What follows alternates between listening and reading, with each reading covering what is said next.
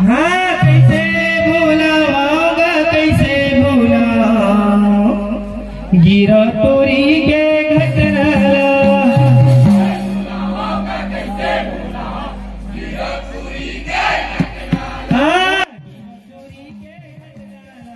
पंथी गीत के माध्यम से गिरौदपुरी अमर गुफा और बलौदा बाजार घटना की याद दिलाई। आपको बता दें कि गिरौदपुरी के अमर गुफा में जैत खाम को खंडित कर दिया गया था, जिसको लेकर सतनामी समाज लगातार धरना प्रदर्शन आंदोलन करते रहे, सीबीआई जांच की मांग करते रहे। 10 जून को बलौदा बाजार में महा आंदोलन का आयोजन हुआ, जिसमें असामाजिक तत्वों के द्वारा बलौदा बाजार कलेक्टर ऑफिस और एसपी कार्यालय में तोड़फोड़ जैसे आगजनी जैसे घटना को अंजाम दे दिया।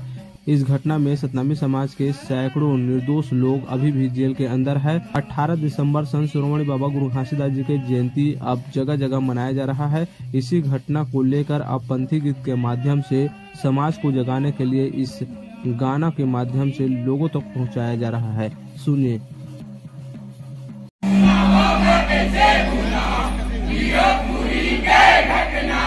हाँ